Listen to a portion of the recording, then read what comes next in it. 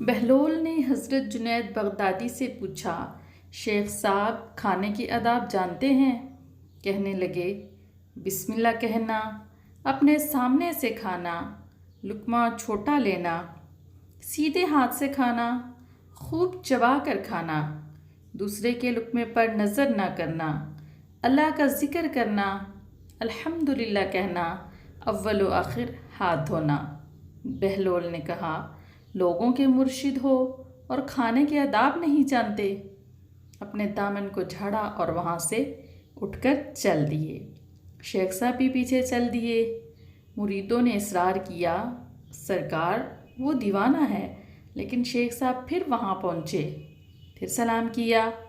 بہلول نے سلام کا جواب دیا اور پھر پوچھا، کون ہو؟ کہا، جنید بغدادی، جو کھانے کے آداب نہیں جانتا۔ بہلول نے پوچھا، اچھا بولنے کے آداب تو جانتے ہوں گے؟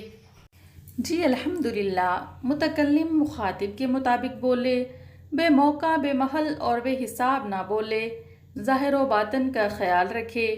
بہلول نے کہا، کھانا تو کھانا، آپ بولنے کے آداب بھی نہیں جانتے۔ بہلول نے پھر دامن جھاڑا اور تھوڑا سا اور آگے چل کر بیٹھ گئے۔ شیخ صاحب پھر وہاں جا پہنچے، سلام کیا۔ بہلول نے سلام کا جواب دیا، پھر وہی سوال کیا، کون ہو؟ شیخ صاحب نے کہا، جنید بغدادی، جو کھانے اور بولنے کے آداب نہیں جانتا۔ بہلول نے کہا، اچھا سونے کے آداب ہی بتا دیں۔ کہا، نماز عشاء کے بعد ذکر و تسبیح، سورہ اور وہ سارے آداب بتا دیے جو روایات میں ذکر ہوئے ہیں۔ بہلول نے کہا، آپ یہ بھی نہیں جانتے؟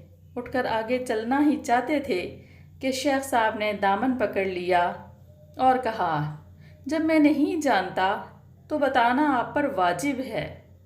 بہلول نے کہا، جو آداب آپ بتا رہے ہیں وہ فرع ہیں اور اصل کچھ اور ہے۔ اصل یہ ہے کہ جو کھا رہے ہیں وہ حلال ہے یا حرام۔ لقمہ حرام کو جتنا بھی آداب سے کھاؤ گے وہ دل میں تاریکی ہی لائے گا، نور و ہدایت نہیں۔ شیخ صاحب نے کہا، جزاک اللہ۔ بہلول نے کہا، کلام میں اصل یہ ہے کہ جو بولو اللہ کی رضا و خوشنودی کے لیے بولو۔ اگر کسی دنیاوی غرض کے لیے بولو گے یا بیہودہ بولو گے تو وہ وبال جان بن جائے گا۔ سونے میں اصل یہ ہے کہ دیکھو، دل میں کسی مومن یا مسلمان کا بغض لے کر یا حسد و کینہ لے کر تو نہیں سو رہے، دنیا کی محبت، مال کی فکر میں تو نہیں سو رہے، کسی کا حق گردن پر لے کر تو نہیں سو رہے۔